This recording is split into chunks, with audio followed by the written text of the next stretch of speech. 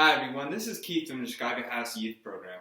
Hope you all had a great weekend. Well, today I have another cooking video for all us to do. And what's good about this meal is you can have it for lunch, you can have it for dinner, or if you make enough of it, you can have it for lunch and dinner. And so today we're going to make chicken baked in the oven with asparagus. Now, I like asparagus, so that's why I'm cooking asparagus, but not everyone likes the same kinds of vegetables, so you can do this with other vegetables, you can do this with potatoes, but I wanted to do it with asparagus because I happen to really like asparagus.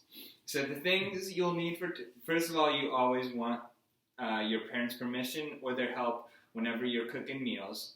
And once you get their permission, these are the ingredients and supplies you're going to need. So you're going to need some chicken breast. So I'm going to use 2 chicken breasts out of this family pack.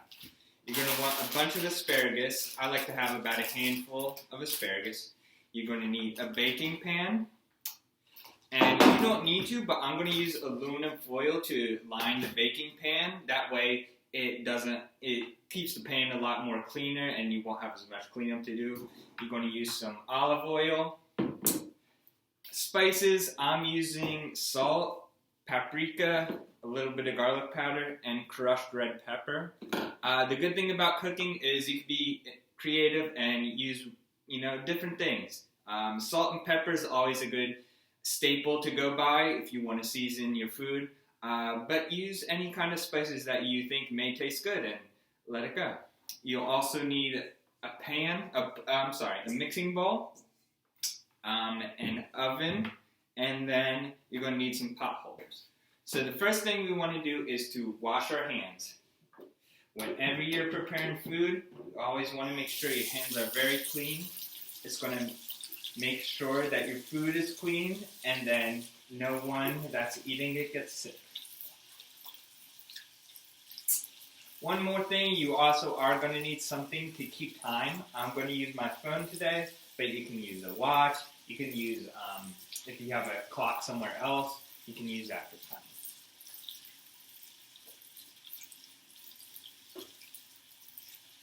Okay. So, soak it up, rinse for about 30 seconds, and dry your hands off. And so now we are going to preheat the oven. I'm going to preheat it at about 400 degrees. And then I'm going to set my timer for 10 minutes. And once the timer goes off, that lets me know the oven's hot enough so I could put the food in.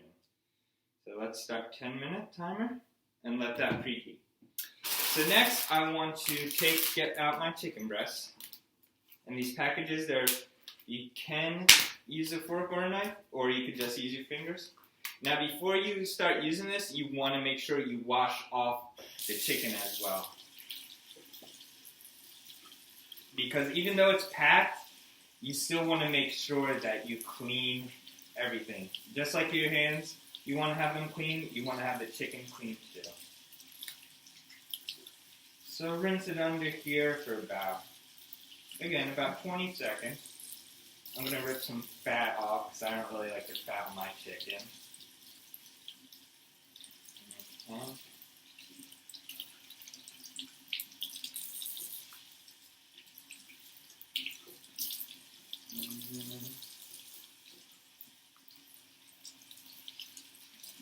You could use as many chicken breasts as you want. I'm just going to use one for myself because it's just me. But if you're cooking for more people, you may want to use more chicken breasts. So once you do it, you want to pat it dry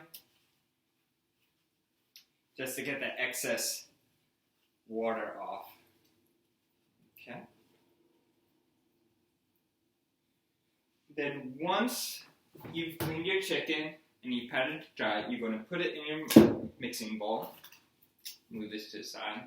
And then you're going to lightly coat it and lightly put olive oil on it. And so what olive oil is doing, it's going to help it bake in the pan, bake in the oven, and then it's also going to help the spices stick to it when you put the spices on. So give it, not too much, a little bit of a dab.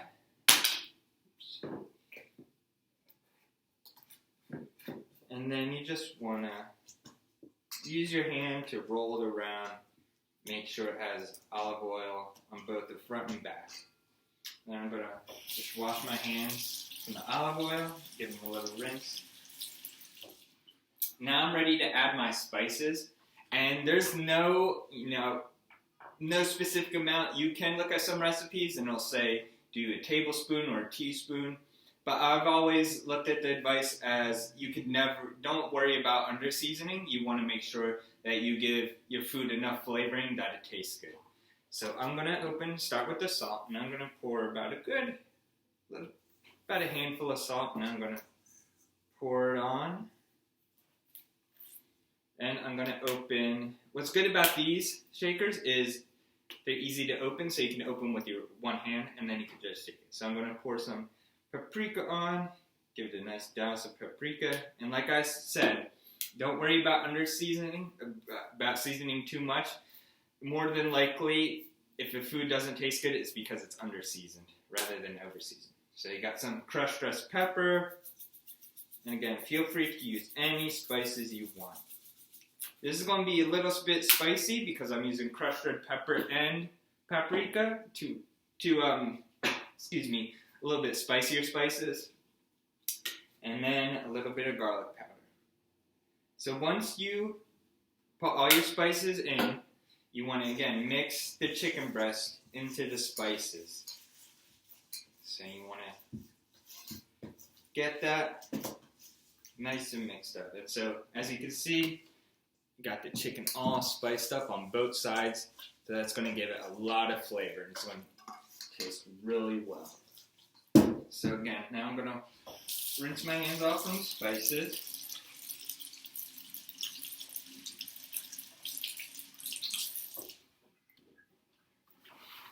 And now I'm going to line the pan with aluminum foil.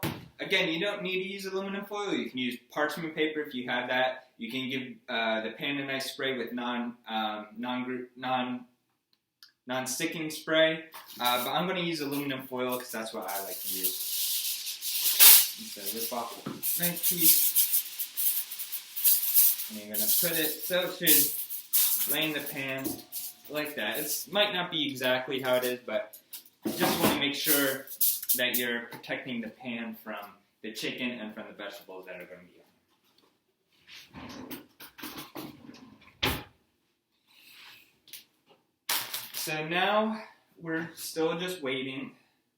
We got about 5 more minutes, and so I will be back in our next video, and we will put the chicken in and then get the vegetables ready to put in.